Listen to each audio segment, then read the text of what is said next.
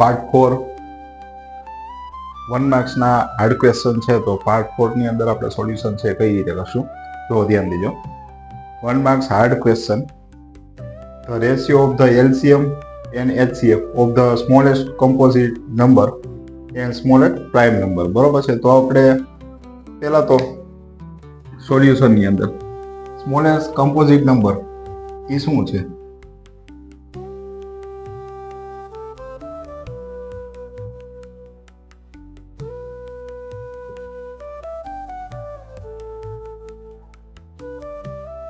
Composite number એટલે parts પડતા હોય એવા, તો 4 ના ડાયરેક્ટ પાર્ટ્સ પડે. 1 ના નો પડે, 2 ના નો પડે, 3 ના નો પડે, 4 ના પડે. અને સ્મોલેસ્ટ પ્રાઇમ નંબર, સ્મોલેસ્ટ એટલે શરૂઆતનું જે નાના નાની નંબર છે એ. તો smallest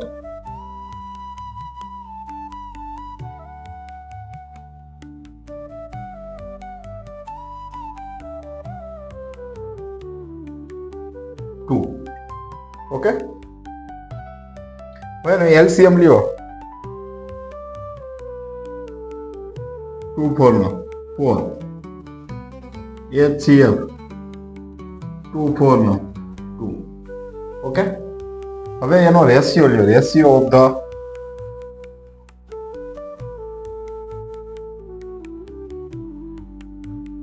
LCM and HCF. LCM એટલે 4, 4/2, જવાબ આવ્યો 2/1, 2/1. તો 2/1 એનો આન્સર આવે. શું આવશે? 2/1. આગળ જો, a polynomial છે p of x equal to 5x square minus 26x plus 2m minus 13 are reciprocal each of the and m is equal to. આમાં a બરાબર શું આવશે? 5, b બરાબર -26 અને c બરાબર 2m minus 13. હવે રેસિપ્રોકલ, જો કોઈ એના જે ઝીરો છે એ બંને રેસિપ્રોકલ હોય તો એના માટે શું કરવું પડશે? તો રેસિપ્રોકલ્સ ઓફ ઈચ અધર, તો એમ આપણે ફાઇન્ડ કરો. રેસિપ્રોકલ હોય તો એનો મતલબ શું આવશે? c/a 1, c એટલે શું થશે? 2m minus 13, a એટલે શું આવશે? 5, 1, 2m minus 13, 5 1 जा 5, 2m 5 plus 13, 18/2, 9. m is equal to 9. તો આ રીતે m ની વેલ્યુ છે એ મળતી હોય છે. અહીંયા છે આપણે LCM and HCF નો આપણે રેશિયો ફાઇન્ડ થતો. ઓકે. આગળના ક્વેશ્ચન જો.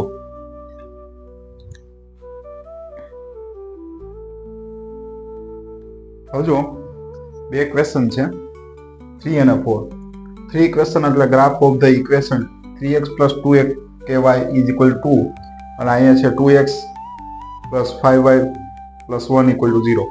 પેરેલલ લાઇન્સ હોય. પેરેલલ લાઇન્સ નો મતલબ શું છે? પેલું છે ઇક્વલ, બીજું છે નોટ ઇક્વલ ટુ. તો એનો મતલબ એમ કે આમાં a1 એટલે શું થશે? 3, b1 એટલે 2k, c1 એટલે શું થશે? 2 અંદર આવશે -2, a2 એટલે શું છે?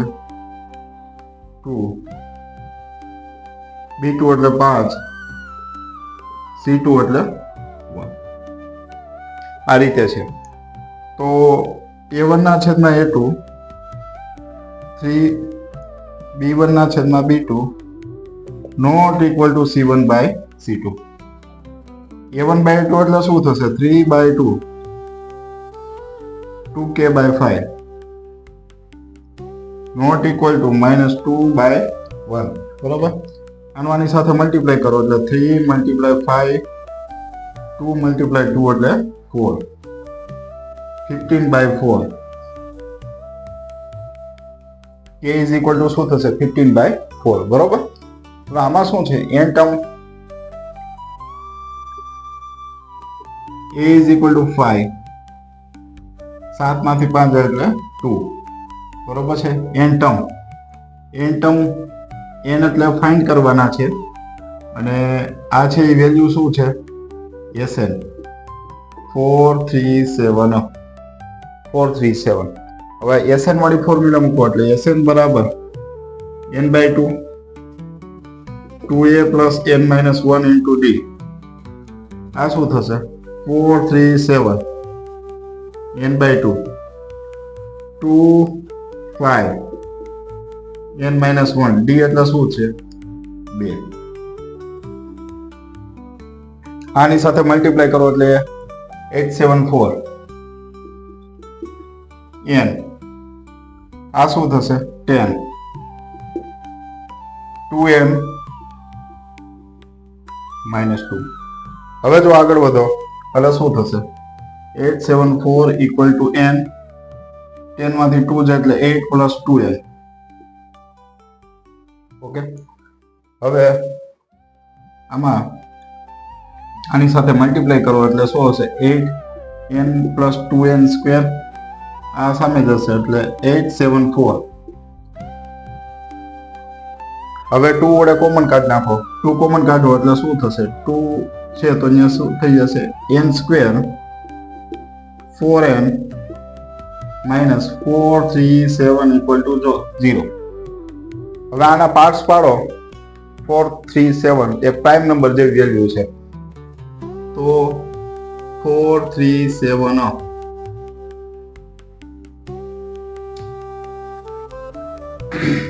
11 વડે પાર્ટ્સ પાડો તો શું થશે 11 4 જા નો 11 3 જા અહીંયા શું આવશે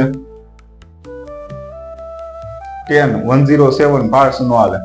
19 જોવો તો 19 વડે ચલાવવું 2 જા 38 કેટલા આવશે 2 ને 3 5.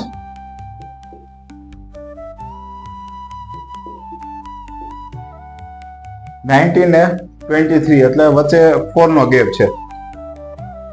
n plus 23 n minus 19 બરોબર છે. n equal to minus 23 જે પાર્ટ્સ નો પડે n equal to 90 n equal to 19 તો આ રીતેના પાર્ટ્સ છે પડતા હોય છે બરોબર છે. Okay complete. તો આપણે n મેળવવાના તો n છે આ રીતે મળતા હોય છે. SN બરાબર n/2 2a plus n minus 1 into d. SN એટલે શું થશે 437 n/2 2 a એટલે શું આવશે 5 n minus 1 d એટલે શું આવશે 2. આ રીતે સોલ્યુશન કરો એટલે n equal to 90 મળે. ઓકે, બાકીના જો 5મો ક્વેશ્ચન કઈ રીતે.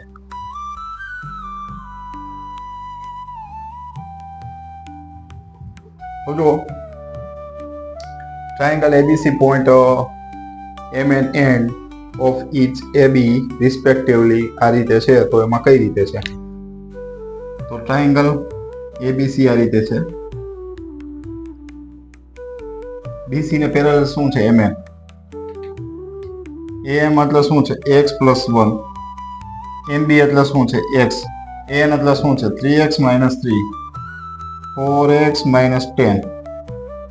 આનું સોલ્યુશન આપણે કરવું છે then the value of x ની વેલ્યુ આપણે ફાઇન્ડ કરવી તો કઈ રીતે થશે am ના છેદમાં mb n ના છેદમાં nc. આ શું થશે x plus 1 x 3x minus 3 4x minus 10.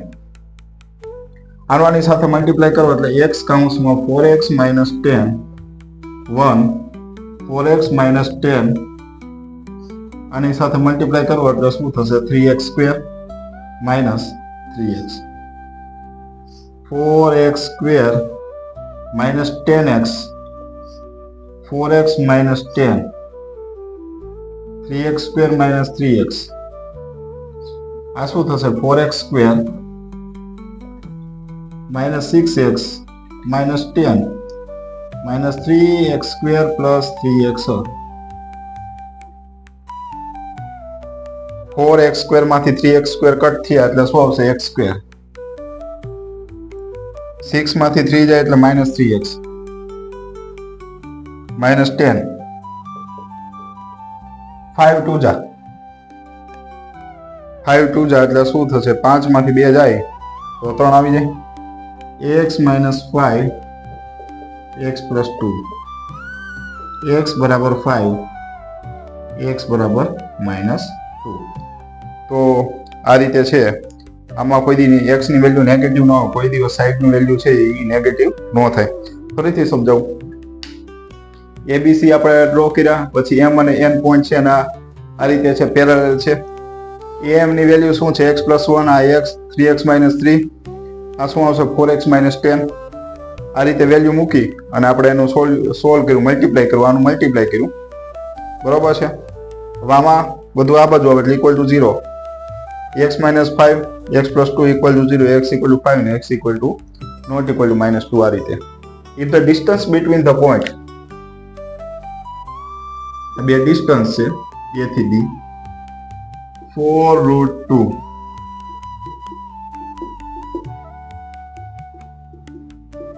a3, બરોબર. હવે બે પોઈન્ટ છે, આ વચ્ચેની distance formula ab² equal to x1 minus x2², y1 minus y2². આ શું થશે? 4√2², આ થશે a પ્લસ 5/2, 7 માઇનસ 3/2. ઓકે, આનું કેલ્ક્યુલેશન શું થાય?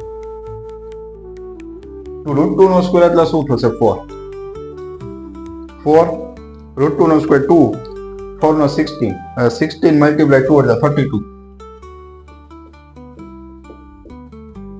10 a 25, 7 માં 3 જાય 4, 4 નો સ્ક્વેર 16, a² પ્લસ 10 a 25 અને 16 41 માઇનસ 32 ઇક્વલ ટુ 0. 32 જાય તો કેટલા આવશે? 8 ને 1 9 પ્લસ 9. આની ઉપરથી 9 એકા 9, તો 9 1 જા 9, a plus 9, a plus 1 equal to 0. તો a equal to -9, a is equal to -1. -9 અને 9 -1 આ એની વેલ્યુ છે. આ રીતે ફાઇન્ડ થતી હોય છે. ઓકે, નેક્સ્ટ જો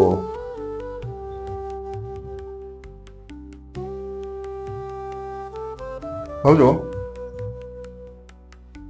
પાર્ટ 4 માં ક્વેશ્ચન નંબર 7 માં mean off frequency distribution xc. Mean એટલે કે મીન ઓફ ફ્રીક્વન્સી. મીન એટલે શું છે? x બાર. xc એટલે માઇનસ મોડ એટલે z 80. મીન એટલે કે x bar. x is median. આપણે મીડિયન છે, આમાંથી આ x ઇઝ એટલે કે મીડિયન આપણે સબટ્રેક્ટ કરવું છે, તો એનો મતલબ શું થશે? x bar minus m equal to ક્વેશ્ચનમાં. Okay, x bar minus z equal to 18 આપ્યા છે. હવે ફોર્મ્યુલા મૂકો, z equal to 3m minus 2x bar. તો આપણે x બાર માઇનસ m આપણે જોતા હોય તો કઈ રીતે કરશો? આમાં માઇનસ ચેન્જ કરી નાખો એટલે શું થશે? Minus z 2x bar minus 3m, બરોબર. તો અહીં માઇનસ કરો, માઇનસ m કરો એટલે શું થશે? માઇનસ m કરો એટલે અહીંયા બે હરખું થઈ જશે. Okay, 2x bar minus 3m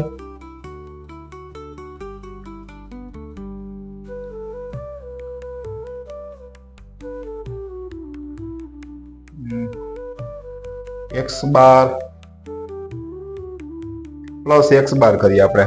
plus x બાર કરો, પ્લસ x બાર, અહીં શું હશે? માઇનસ z પ્લસ x બાર. તો આનું સોલ્યુશન શું થશે? x બાર ને એટલે 3x bar minus 3m. x bar minus z શું છે? x bar minus z 3 common કાઢો એટલે શું થશે? x bar minus m. x bar minus z એટલે શું છે 18 18/3 x બાર માઇનસ m આ શું હશે 6 x bar minus m equal two 6. તો આ રીતે આપણને x બાર માઇનસ m ની વેલ્યુ છે ફાઇન્ડ થઈ ગયું.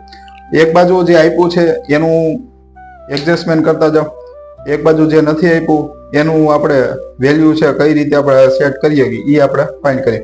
x બાર માઇનસ m આ રીતે બરોબર છે, x બાર માઇનસ m તો આ શું આવશે x bar minus z by 3 આ 6 આ રીતે વેલ્યુ ફાઇન્ડ થાય. Okay, graph of the pairs of the linear equation 7x plus 10y equal to 16 and 3x minus 30/7y equal to 48/7 are the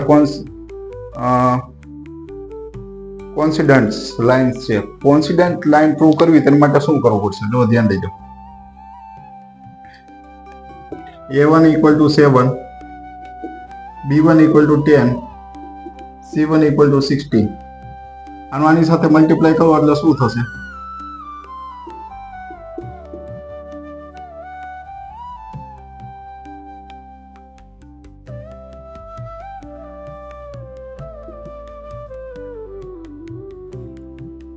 a2 21, b2 minus 30,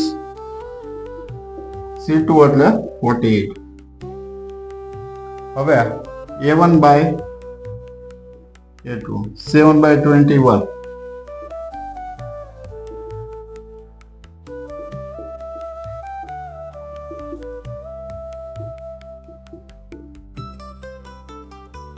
7 3 જા આ શું થશે?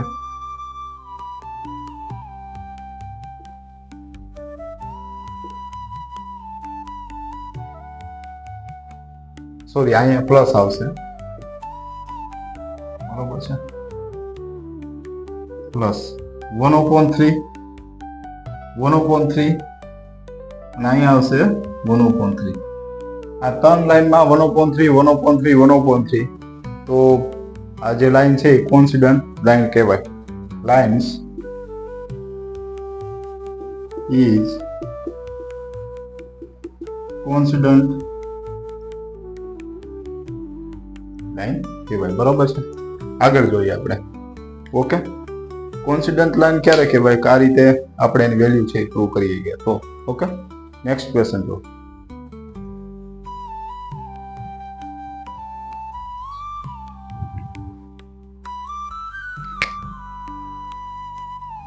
હવે median છે ને આપણે આપ્યો છે કેટલો? Order is 20. Median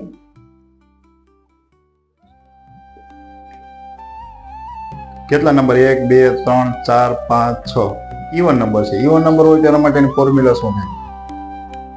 n/2 observation n/2 plus 1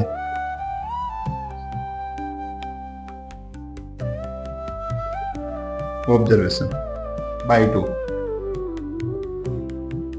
n/2 એટલે શું થશે? 1 2 3 4 5 6 6/2 6/2 એટલે 3મું ઓબ્ઝર્વેશન,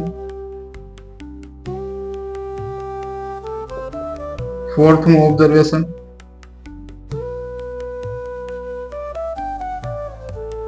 બાય 2. આની સાથે મલ્ટીપ્લાય કરો એટલે થશે 40.